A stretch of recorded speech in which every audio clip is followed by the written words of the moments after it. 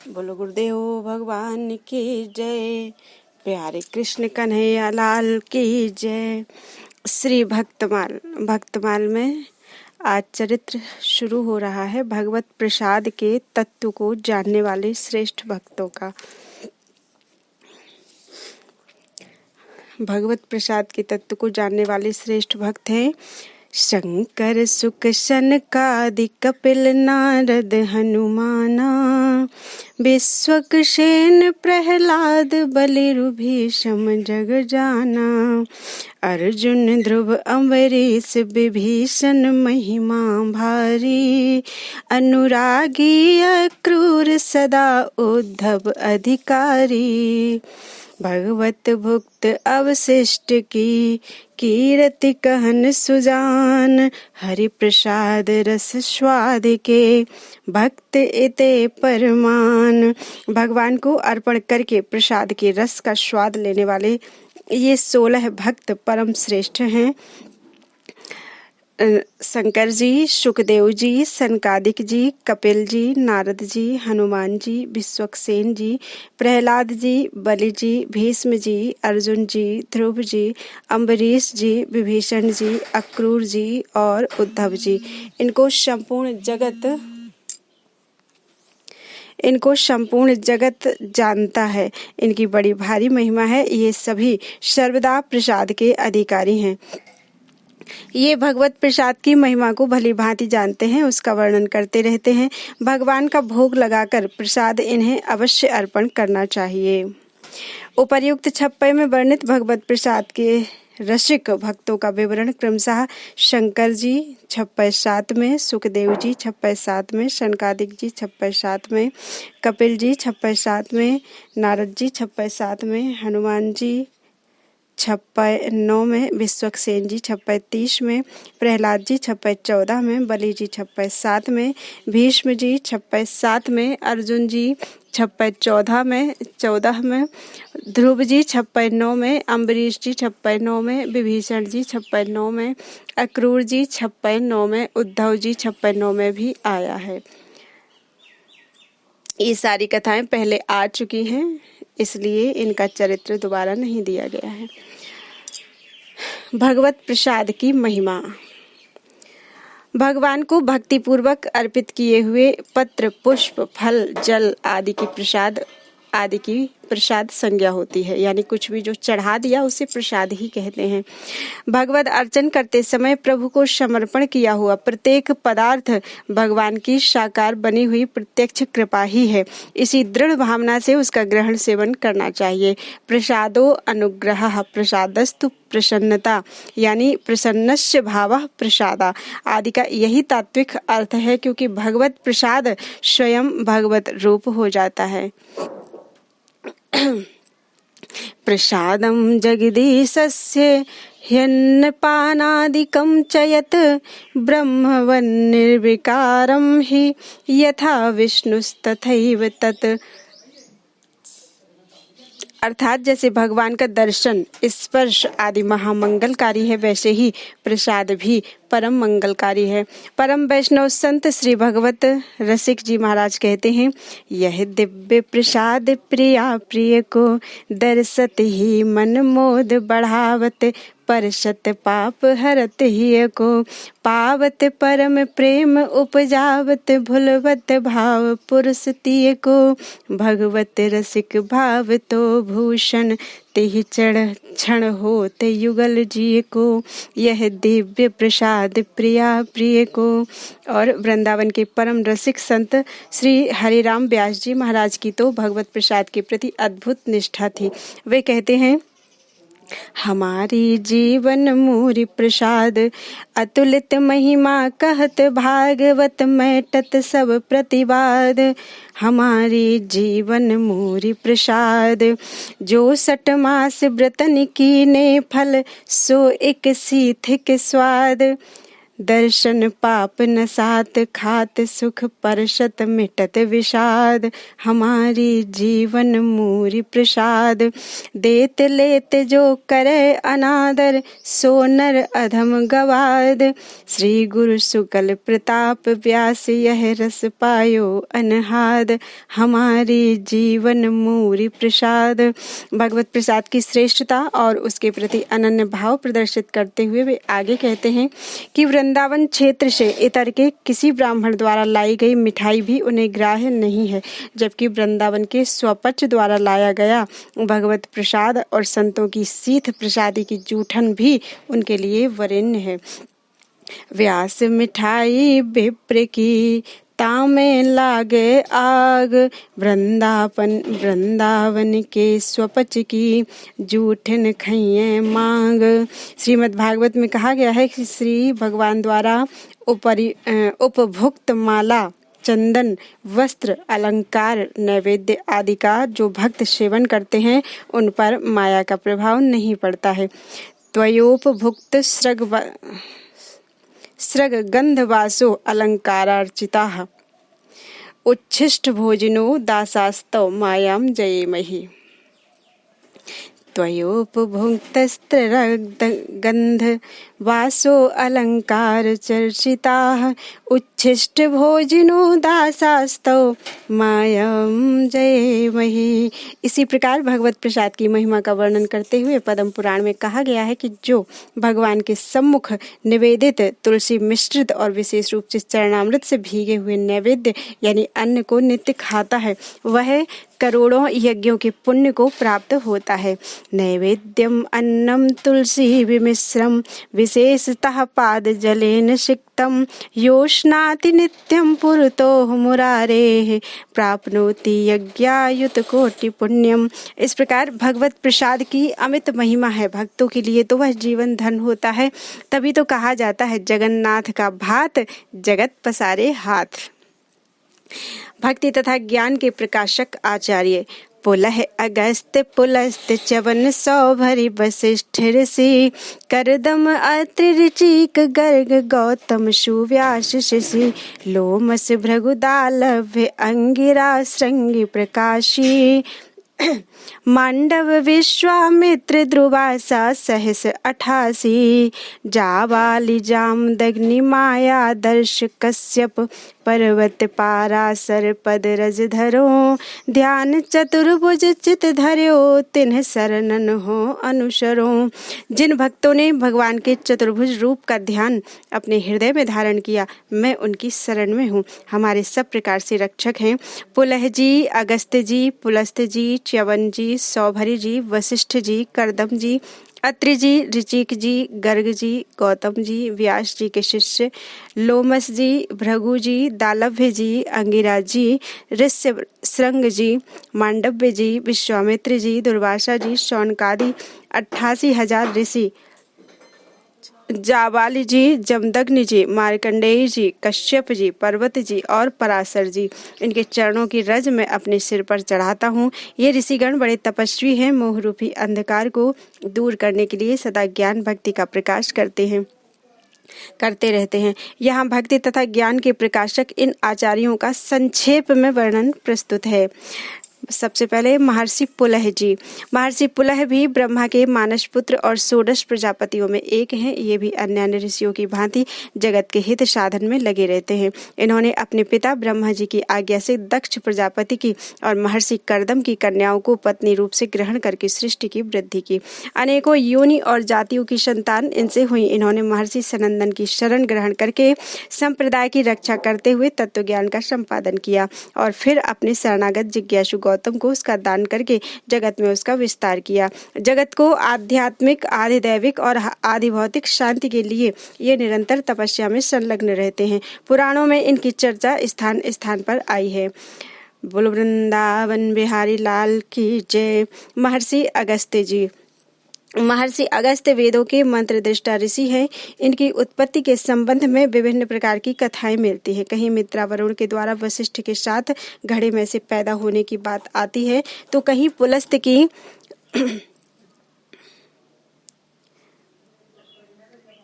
पत्नी हविर्भू के गर्भ से विश्रवा के साथ इनकी उत्पत्ति का वर्णन आता है। किसी किसी ग्रंथ के अनुसार स्वयंभू मनवंतर में पुलस्त्य तनय दत्तोली ही अगस्त के नाम से प्रसिद्ध हुए। ये सभी बातें कल्पभेद से ठीक उतरती है। इनके विशाल जीवन की समस्त घटनाओं का वर्णन नहीं किया जा सकता। यहाँ संक्षेपतः 2-4 घटनाओं का उल्लेख किया जाता है। एक बार विंध्याचल ने गगनपथगामी सूर्य का मार्ग रोक लिया। इतना ऊंचा हो गया कि सूर्य के आने जाने का स्थान ही ना रहा।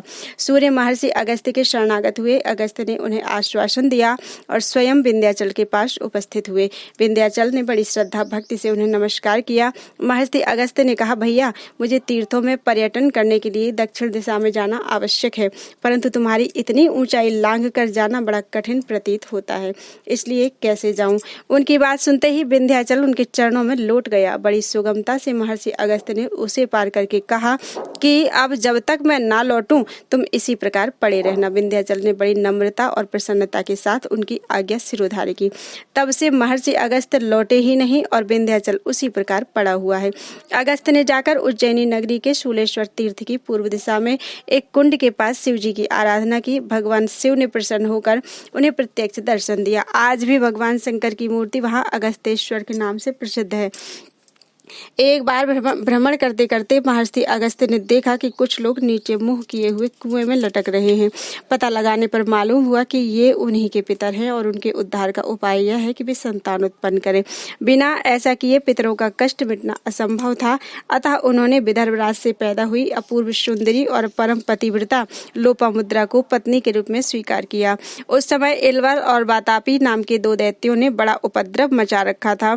वे ऋषियों को अपने यहाँ निमंत्रित करते और वातापी स्वयं भोजन बन जाता और जब ऋषि लोग खा पी चुकते तब इलबल बाहर से उन्हें पुकारता और वह उनका पेट फाड़कर निकल आता। इस प्रकार महान ब्राह्मण संहार चल रहा था। भला महर्षि अगस्त्य इसे कैसे सहन कर सकते थे। वे भी एक दिन उनके यहाँ अतिथि के रूप में उपस्थित हुए और फिर तो सर्वदा के लिए उसे पचा गए। इस प्रकार लोक का महान कल्याण हुआ। एक बार जब इंद्र ने वृत्तासुर को मार डाला तब कालेय नाम के दैत्यों ने समुद्र का आश्रय लेकर ऋषि मुनियों का विनाश करना शुरू किया। वे दैत्य दिन में तो समुद्र में रहते और रात में निकलकर पवित्र जंगलों में रहने वाले ऋषियों को खा जाते। उन्होंने वशिष्ठ, च्यवन, भरद्वाज सभी के आश्रमों पर जा जाकर हजारों की संख्या में ऋषि मुनियों का भोजन किया था।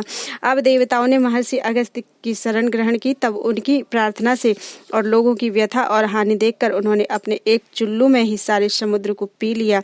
तब देवताओं ने जाकर कुछ दैत्यों का वध किया और कुछ भागकर पाताल चले गए।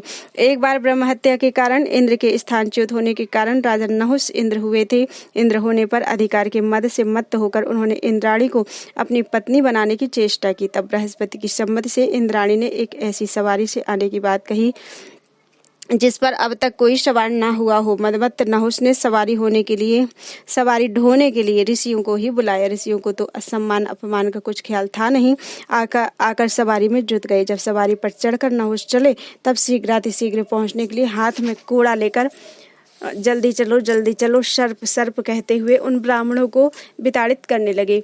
यह दशा देखकर यह बात महर्षि अगस्त्य से देखी नहीं गई। वे इसके मूल में नहुस का अधःपतन और ऋषियों का कष्ट देख रहे थे। उन्होंने नहुस को उसके पापों का उचित दंड दिया। शाप देकर उसे एक महाकाय सर्प बना दिया और इस प्रकार समाज की मर्यादा सुदृढ़ रखी तथा धन मद और पद मद के कारण अंधे लोगों की आंखें खोल दी। भगवान श्री राम वनगमन के समय इनके आश्रम पर पधारे थे और इन्होंने बड़ी श्रद्धा भक्ति से प्रेम से उनका सत्कार किया था और उनके दर्शन, आलाप तथा संसर्ग से अपने ऋषि जीवन को सफल किया।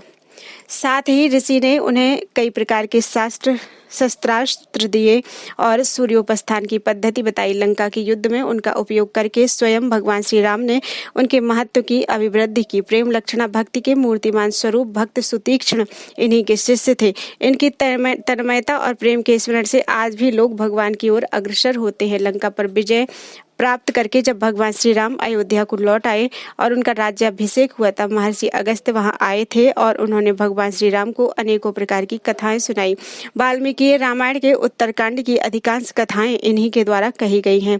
इन्होंने उपदेश और सत संकल्प के द्वारा अनेकों का कल्याण किया। इनके द्वारा रचित अगस्त्य संहिता नाम का एक रामोपासना संबंधी बड़ा सुंदर ग्रंथ है। बोलो वृंदावन बिहारी लाल की जय।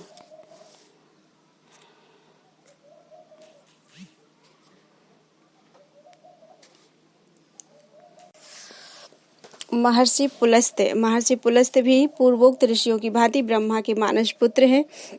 ये भी अपनी तपस्या, ज्ञान और दैवी संपत्ति के द्वारा जगत के कल्याण संपादन में लगे रहते हैं।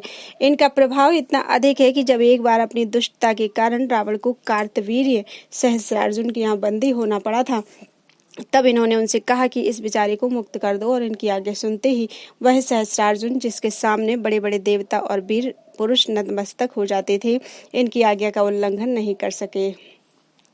इनके तपोबल के सामने बरबस उसका सिर झुक गया। पुलस्त्य की संध्या, प्रतीचि आदि कई स्त्रियां थीं और दत्तेली आदि कई पुत्र थे। यही दत्तोली स्वयंभू मनवंतर में अगस्त्य नाम से प्रसिद्ध हुए। इन्हीं की एक पत्नी हविर्भू से विश्रवा हुए थे, जिनके पुत्र कुबेर, रावण आदि हुए।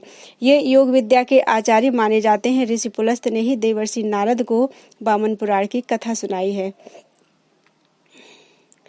जब पराशर क्रुद्ध होकर राक्षसों के नाश के लिए एक महान यज्ञ कर रहे थे, तब वशिष्ठ के परामर्श से पुलस्त्य का अनुरोध मानकर उन्होंने यज्ञ बंद कर दिया, जिससे महर्षि पुलस्त्य उन पर अत्यंत प्रसन्न हुए और उन्हें अपनी कृपा और आशीर्वाद से समस्त शास्त्रों का पारदर्शी बना दिया। भगवान के अवतार ऋषभदेव ने बहुत दिनों तक राज्य पालन करने के पश्चात अपने ज्येष्ठ पुत्र भरत को राज्य देकर जब वनगमन किया, तब उन्होंने महर्षि पुलस्त्य के आश्रम में रहकर ही तपस्या की थी। ब्रह्मा के सर्वतत्वज्ञ पुत्र ऋभु से तत्व ज्ञान प्राप्त करने वाले निदाघ इन्हीं महर्षि पुलस्त्य के पुत्र थे। ये अब भी जगत की रक्षा दीक्षा में तत्पर हैं और संसार में यत किंचित सुख शांति का दर्शन हो रहा है, उसमें इनका बहुत बड़ा हाथ है। महाभारत और पुराणों में इनकी पर्याप्त चर्चा है। बोलो वृंदावन बिहारी लाल की जय। महर्षि च्यवन। लोक प्रजापति भगवान ब्रह्मा जी ने वरुण के यज्ञ में एक पुत्र उत्पन्न किया, जिनका नाम भृगु था। भृगु महर्षि ने पुलोमा नाम वाली स्त्री के साथ विधिवत विवाह किया। पुलोमा जब गर्भवती थी, तभी उन्हें एक प्रलोमा नाम वाला राक्षस शूकर का रूप बनाकर उठा ले गया। पुलोमा रोती जाती थी। तेज दौड़ने के कारण ऋषि पत्नी का गर्भ च्यवित हो गया, जिससे एक महातेजस्वी पुत्र उत्पन्न हुआ। उस पुत्र को देखते ही वह राक्षस उसके तेज से भस्म हो गया। वे ही महर्षि च्यवन हुए। भृगु के पुत्र च्यवन बड़े ही तपस्वी, तेजस्वी और ब्रह्मनिरत हुए। वे सदा तपस्या में ही लगे रहते थे और तपस्या करते करते उनके ऊपर दीमक जम गई थी और दीमक के एक टीले के नीचे वे दब गए थे। केवल उनकी 2 आंखें दिखाई देती थीं। एक दिन महाराज सरियाती अपनी सेना के सहित वहां पहुंचे। सैनिकों ने जंगल में डेरे डाल दिए। हाथी घोड़े यथास्थान बांधे गए और सैनिक इधर उधर घूमने फिरने लगे। महाराज सरियाती की पुत्री सुकन्या अपनी सखियों सहित जंगल में घूमने लगी। घूमते घूमते उसने एक टीला देखा। वहां पर वह वैसे ही विनोद के लिए बैठ गई। उसे 2 जुगनू की तरह चमकती हुई आंखें उस दीमक के टीले के नीचे दिखाई दी। बाल्यकाल की चंचलता के कारण उसने उन दोनों आंखों में कांटा चुभो दिया। उनमें से रक्त की धारा बहने निकली। कन्या डर गई और भागकर अपने डेरे में आ गई। उसने यह बात किसी से कही नहीं। इधर राजा की सेना में एक अपूर्व ही दृश्य दिखाई देने लगा। राजा की समस्त सेना का मलमूत्र बंद हो गया। राजा, मंत्री, सेवक, सैनिक, घोड़े, हाथी, रानी, राजपुत्री सभी दुखी हो गए। राजा को बड़ी चिंता हुई। उन्होंने सबसे पूछा, यहाँ पर भगवान भार्गव मुनि च्यवन का आश्रम है, तुम लोगों ने उनका कोई अनिष्ट तो नहीं किया? किसी ने उनके आश्रम पर जाकर अपवित्रता या अशिष्टता तो नहीं की है? सभी ने कहा, महाराज हम तो उधर गए भी नहीं। तब डरते डरते सुकन्या ने कहा, अज्ञान बस एक अपराध मुझसे हो गया है। दीमक के ढेर में 2 जुगनू से चमक रहे थे, उनमें मैंने कांटा चुभो दिया, जिससे उनमें से रक्त की धारा बहने निकली। महाराज सब समझ गए। भी पुरोहित और मंत्री के साथ बड़ी दीनता से महर्षि च्यवन के आश्रम पर पहुंचे। उनकी विधिवत पूजा की और अज्ञान में अपनी कन्या के किए हुए अपराध की क्षमा का चाही। महाराज ने हाथ जोड़कर कहा, भगवान मेरी यह कन्या सरल है, सीधी है, इसे अनजाने में यह अपराध बन गया। अब मुझे जो भी आज्ञा हो मैं उसका सहर्ष पालन करूं। च्यवन मुनि बोले, राजन यह अपराध अज्ञान में ही हुआ सही, किंतु मैं वृद्ध हूँ, आंखें भी मेरी फूट गई हैं, अतः तुम इस कन्या को ही मेरी सेवा के लिए छोड़ जाओ। महाराज ने इसे सहर्ष स्वीकार किया। सुकन्या ने भी बड़ी प्रसन्नता से इसको स्वीकार किया। सुकन्या का विवाह विधिवत च्यवन मुनि के साथ कर दिया गया। सुकन्या अपने पति की सेवा में रह गई। राजा उसे समझाकर अपनी राजधानी को चले गए। च्यवन मुनि का स्वभाव कुछ कड़ा था, किंतु साध्वी सुकन्या दिन रात सेवा करके उन्हें सदा संतुष्ट रखती थी। एक बार देवताओं के वैद्य अश्विनी कुमार भगवान च्यवन के आश्रम पर आए। च्यवन मुनि ने उनका विधिवत सत्कार किया। ऋषि के आतिथ्य को स्वीकार करके अश्विनी कुमारों ने कहा, ब्राह्मण, हम आपका क्या उपकार करें? च्यवन मुनि ने कहा, देवताओं, तुम सब कुछ कर सकते हो, तो मेरी इस वृद्धावस्था को मेट दो और मुझे युवावस्था प्रदान करो। इसके बदले में मैं तुम्हें यज्ञ में भाग दिलाऊंगा। अभी तक तुम्हें यज्ञों में भाग नहीं मिलता है। अश्विनी कुमारों ने ऋषि की आज्ञा मानकर एक सरोवर का निर्माण किया और बोले, आप इसमें स्नान कीजिए। ऋषि उसमें से स्नान करके ज्यों ही निकले, तब सुकन्या ने क्या देखा कि बिल्कुल एक ही प्रकार के 3 देवतुल्य युवा पुरुष उसमें से निकले। असल में अश्विनी कुमारों ने सुकन्या के पातिव्रत्य की परीक्षा लेने के लिए ही अपने भी वैसे ही रूप बना लिए थे। तब सुकन्या ने अश्विनी कुमारों की बहुत प्रशंसा की कि मेरे पति को अलग कर दीजिए। सुकन्या की स्तुति से प्रसन्न होकर अश्विनी कुमार अंतर्धान हो गए और सुकन्या अपने परम सुंदर रूपवान पति के साथ सुखपूर्वक रहने लगी। च्यवन ऋषि की वृद्धावस्था जाती रही और उन्हें आंखें फिर से मिल गई। उनकी तपस्या से क्षीण जर्जर शरीर एकदम बदल गया। वे परम सुंदर रूपवान हो गए। एक दिन राजा अपनी कन्या को देखने आए। पहले तो वे ऋषि को ना पहचान कर कन्या पर क्रुद्ध हुए। जब उन्होंने सब वृत्तांत सुना तो कन्या पर बड़े प्रसन्न हुए और उन्होंने ऋषि की चरण वंदना की कि आपके तप के प्रभाव से हमारा वंश पावन हुआ। उन च्यवन ऋषि के पुत्र प्रमति हुए और प्रमति के रुरु के शुनक हुए। ये सब रघुवंश में उत्पन्न होने से भार्गव कहलाए। बोलो वृंदावन बिहारी लाल की जय। अगला चरित्र है सौभरी ऋषि। दया की मूर्ति भगवान सौभरी ऋग्वेद के ऋषि हैं। इनके चरित्र वेदों, पुराणों और उपनिषदों में सर्वत्र मिलते हैं।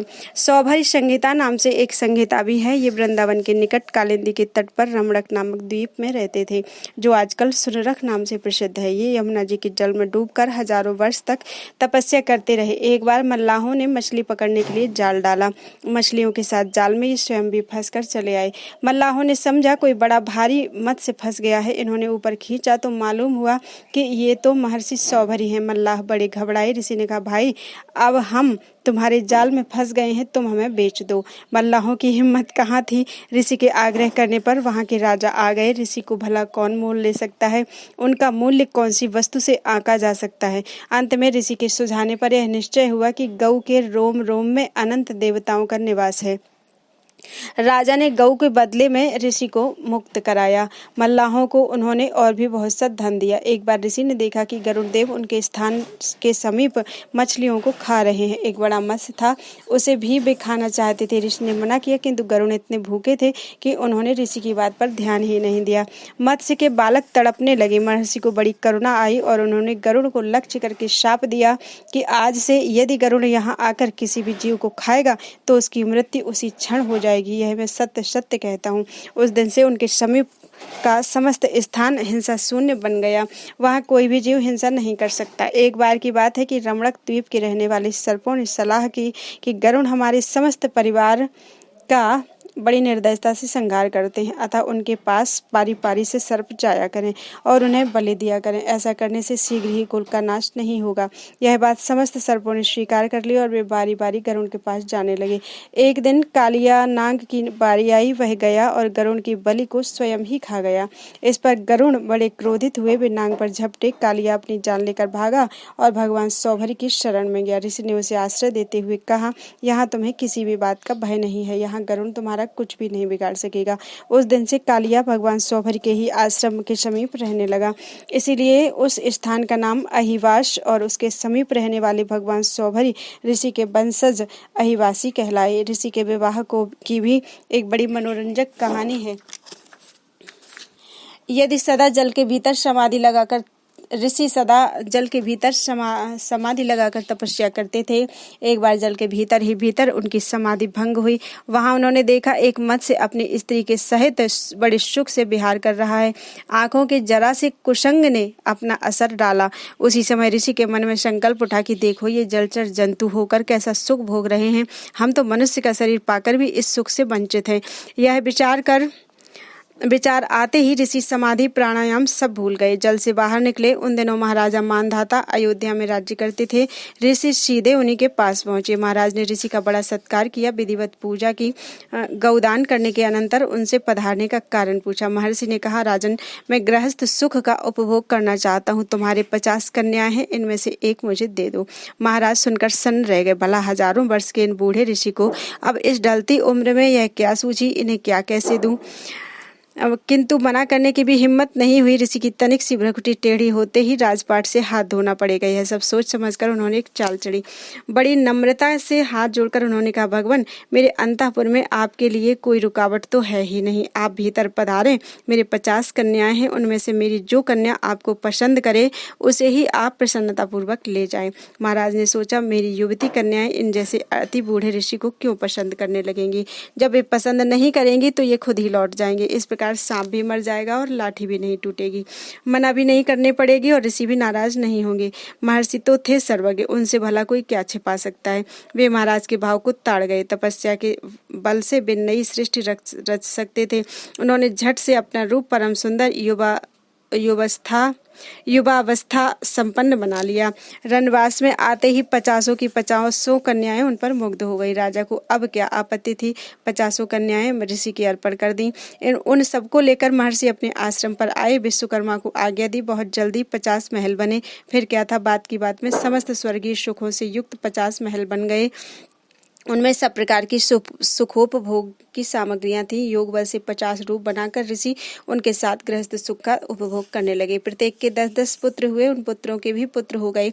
बड़े परिवार होने से भांति भांति की झंझट, भांति भांति की नित्य नई उपाधियां होने लगी। अब तो ऋषि को होश हुआ, अरे यह मैंने क्या किया। तनिक देर विषयी मत्स्य का संसर्ग होने से मैं भी विषयी बन गया। विषयी जनों के क्षण भर के संग का ऐसा दुष्परिणाम। यह सोचते ही वे चिल्लाकर कहने लगे, अहो इमं पश्यत में विनाशं तपस्विनः सच्चरित वृत्तस्य अंतर्जले बारिचर प्रसंगात् प्रच्यावितं ब्रह्मचिरं धृतं यत् संगम त्यजेत मिथुन व्रतिनां मुमुक्षुः सर्वात्मना न विसृजेत विहिरेन्द्रियाणि एकश्चरन् रहसि चित्तम् अनंत ईशे युञ्जीत तद्व्रतिषु साधुषु चेत प्रसंगः निसंगता मुक्तिपदं यतीनां संगादिशेषाः प्रभवन्ति दोषाः आरूढ़ योगोऽपि निपातयेधः संगेन योगी किमुताल्प सिद्धि। अरे यह मेरा पतन तो देखो। मैं व्रत में तत्पर सच्चरित्र तपस्वी था। जल के भीतर मत्स्य के प्रसंग को देखकर मैं इतने दिन के प्राप्त किए हुए अपने ब्रह्म तेज को विषय भोगों के पीछे खो बैठा। मुमुक्षु पुरुष को मैथुन में लगे हुए प्राणियों का साथ कभी नहीं करना चाहिए। यदि सब प्रकार से ना छोड़ सके तो बाहर की इंद्रियों से ही छोड़ दे।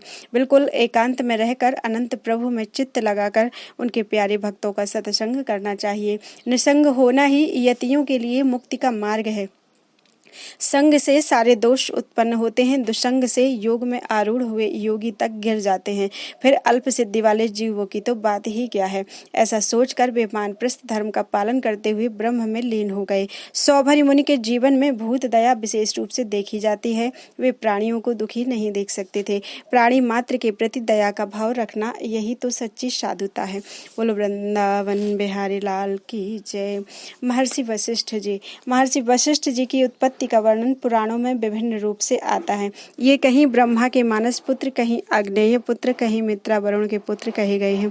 कल्प भेद से ये सभी बातें ठीक है। ब्रह्म शक्ति के मूर्तिमान स्वरूप तपोनिधि महर्षि वशिष्ठ के चरित्र से हमारे धर्मशास्त्र, इतिहास और पुराण भरे पड़े हैं। इनकी सहधर्मिणी अरुंधति जी हैं, जो सप्तऋषि मंडल के पास ही अपने पतिदेव की सेवा में लगी रहती हैं। जब इनके पिता ब्रह्मा जी ने इन्हें सृष्टि करने की और भूमंडल में आकर सूर्यवंशी राजाओं का पौरोहित्य करने की आज्ञा दी, तब इन्होंने उस कार्य से बड़ी हिचकिचाहट प्रकट की। फिर ब्रह्मा जी ने समझाया कि इसी वंश में आगे चलकर पुरुषोत्तम भगवान श्री राम का पूर्ण अवतार होने वाला है। अतः इस निंदित कर्म के द्वारा भी तुम्हें बड़ी ऊंची गति प्राप्त होगी। तब कहीं उन्होंने आना स्वीकार किया। यहाँ आकर इन्होंने सर्वदा अपने को सर्वभूत हित में लगाए रखा। जब कभी अनावृष्टि हुई, दुर्भिक्ष पड़ा, तब उन्होंने अपने तपोबल से वर्षा कराई और जीवों की अकाल मृत्यु से रक्षा की। इक्ष्वाकु, निमि आदि से अनेकों यज्ञ करवाए और विभिन्न महर्षि महापुरुषों के यज्ञ में सम्मिलित होकर उनके अनुष्ठान को पूर्ण किया। जब अपने पूर्वजों के असफल हो जाने के कारण गंगा को लाने से भगीरथ को निराशा हुई, तब इन्होंने उन्हें प्रोत्साहन देकर मंत्र बतलाया और इन्हीं के उपदेश के बल पर भगीरथ ने महान प्रयत्न करके गंगा जैसी लोक कल्याणकारिणी महानदी को हम लोगों के लिए सुलभ कर दिया। जब दिलीप संतानहीन होने के कारण अत्यंत दुखी हो रहे थे, तब उन्हें अपनी गौ नंदिनी की सेवा विधि बताकर रघु जैसे पुत्र रत्न का दान किया। दशरथ की निराशा में आशा का संचार करने वाले यही महर्षि वशिष्ठ थे। इन्हीं की सम्मति से पुत्रेष्टि यज्ञ हुआ और फलस्वरूप भगवान श्री राम ने अवतार ग्रहण किया। भगवान श्री राम को शिष्य रूप में पाकर वशिष्ठ ने अपना पुरोहित जीवन सफल किया और न केवल वेद वेदांग ही बल्कि योग वशिष्ठ जैसे अपूर्व ज्ञानमय ग्रंथ का उपदेश करके अपने ज्ञान को सफल किया। भगवान श्री राम के वनगमन से लौटने पर उन्हें राज्य कार्य में सर्वदा परामर्श देते रहे और उनसे अनेकों यज्ञ याग आदि करवाए। महर्षि वशिष्ठ जी से काम क्रोध आदि शत्रु पराजित होकर उनकी चरण सेवा किया करते थे। इनके संबंध में तो कहना ही क्या है। एक बार विश्वामित्र उनके अतिथि हुए। इन्होंने बड़े प्रेम से अपनी कामधेनु की सहायता से अनेकों प्रकार की भोजन सामग्री आदि उपस्थित कर दी और विश्वामित्र ने अपनी सेना के साथ पूर्णतः तृप्ति लाभ किया। उस गौ की ऐसी अलौकिक क्षमता देखकर विश्वामित्र को बड़ा आश्चर्य हुआ। उन्होंने उसे लेने की इच्छा प्रकट की। वह गौ वशिष्ठ के अग्निहोत्र के लिए आवश्यक थी, अतः जब उन्होंने देने में असमर्थता प्रकट की, तब विश्वामित्र बलात् छीन ले जाने की चेष्टा की।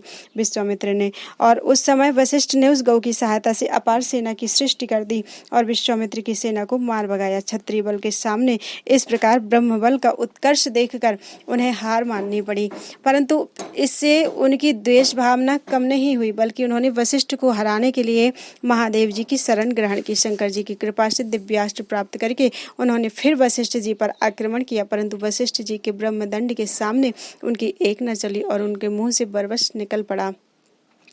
दिग्बलम क्षत्रिय बलम ब्रह्म तेजो बलम बलम एकेन ब्रह्मदंडेन सर्वास्त्राणि हतानि में।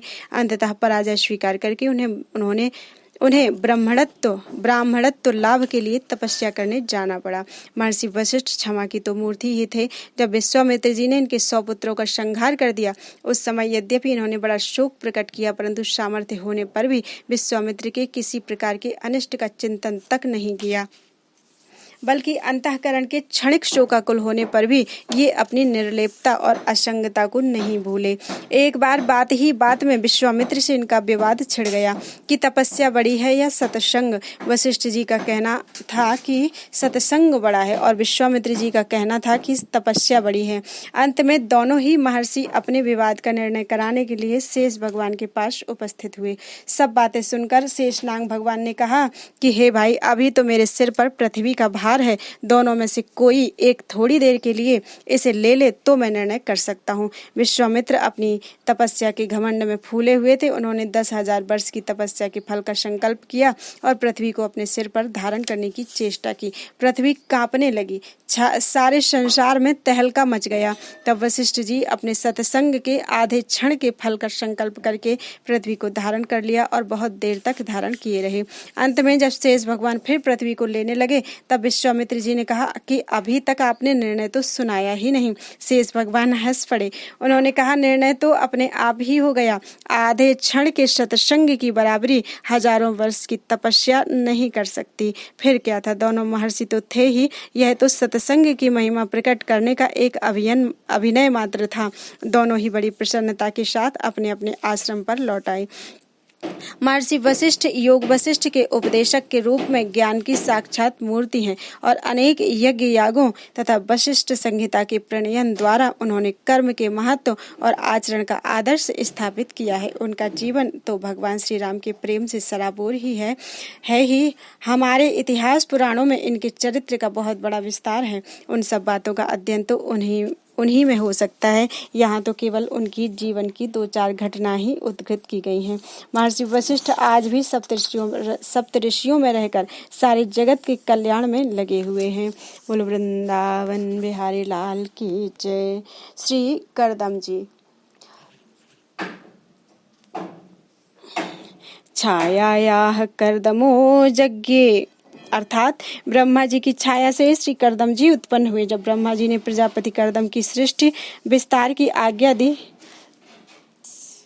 कर्दम को सृष्टि विस्तार की आज्ञा दी, तो उन्होंने सर्वप्रथम स्वरूपानुरूप धर्म पत्नी की प्राप्ति के लिए सरस्वती नदी के तट पर बिंदु सरोवर तीर्थ में 10,000 वर्षों तक तपस्या के द्वारा शरणागत वरदायक श्रीहरि की आराधना की।